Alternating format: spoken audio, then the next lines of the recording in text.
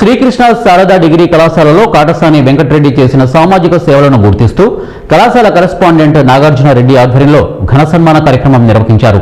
తిమ్మారెడ్డిపల్లి పంచాయతీ తోకలపల్లి గ్రామానికి చెందిన వెంకటరెడ్డి సాధారణ రైతు కుటుంబంలో జన్మించి 21 సంవత్సరాల పాటు ఆర్మీలో సేవలందించారు. అనంతరం గత 12 సంవత్సరాలుగా శ్రీరామ సేవా సమితిని స్థాపించి సమాజ సేవలో నిమగ్నమయ్యారు. పేద విద్యార్థులకు పుస్తకాలు, బ్యాగులు, అట్టలు, పెన్నులు అందించడం, దేవాలయ నిర్మాణాలకు సహాయం చేయడం, కరోనా సమయంలో మందులు, కూరగాయలు, నిత్యావసర వస్తువులు పంపిణీ చేయడం, అన్నదాన కార్యక్రమాలు నిర్వహించడం వంటి ఎన్నో సేవా కార్యక్రమాలలో పాల్గొన్నారు. మాజీ Panchayati Raj and rural development ప్రభుత్వ సలహాదారు పోతిరెడ్డి నాగార్జున రెడ్డి మాట్లాడుతూ సమాజానికి నిస్వార్థంగా సేవ చేసే వ్యక్తులు చాలా అరుదుగా ఉంటారని, అలాంటి సేవా స్ఫూర్తిని గుర్తిస్తూ హైదరాబాద్లోని రవీంద్ర భారతిలో డాక్టరేట్ పట్టా అందుకున్న వెంకటరెడ్డిని కళాశాల వేదికపై సన్మానించడం హర్షకరమని అభిప్రాయపడ్డారు. ఈ కార్యక్రమంలో కృష్ణ శారదా డిగ్రీ కళాశాల అధ్యాపకులు, విద్యార్థులు పాల్గొన్నారు.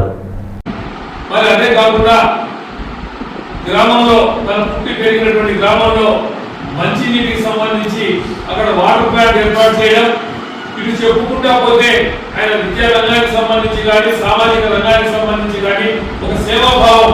ఎందుకంటే ఈయన కంటే కోటీశ్వరులు ఎంతో మంది ఉండొచ్చు, కానీ ఎన్ని కోట్లు ఉన్నా కూడా ఎండ పెట్టుకుపోయేది లేదు. కానీ ఇచ్చే స్వభావం కలిగిన వ్యక్తులు ఈనాటి సమాజానికి అరుదుగా దొరుకుతారు. అందులో మన ప్రాంతానికి సంబంధించి మనకు సంబంధించిన వ్యక్తి కాటసాని మన వెంకటరెడ్డి గారు. కాబట్టి ఆయనకు రవీంద్ర భారతి హైదరాబాద్లో రవీంద్ర భారతిలో డాక్టరేట్ అవార్డు కూడా ఇవ్వడం జరిగింది. డాక్టరేట్ అవార్డు అంటే మామూలుగా అందరికీ ఆశామాషిగా ఇచ్చేది కాదు.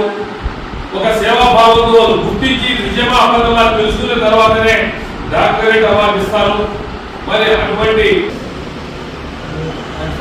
పదవ తరగతి చదువుతుంటే శ్రీరామచంద్రుడు అనే ఒక ఊరికి దీపం లాంటి జ్యోతి లాంటిది వచ్చింది. అప్పట్లో నేను శ్రీరామచంద్రుడులో పాల్గొని 3 రోజులు కొత్త పద్ధతితో దేవుణ్ణి శ్రీరామ సేవా సమితి పేరుతో కొత్త పద్ధతితో ఊళ్ళో ఉన్న తర్వాత నాకు దైవభక్తి సేవా కార్యక్రమాలన్నీ నా విద్యార్థి దశ నుండి స్టార్ట్ అయింది.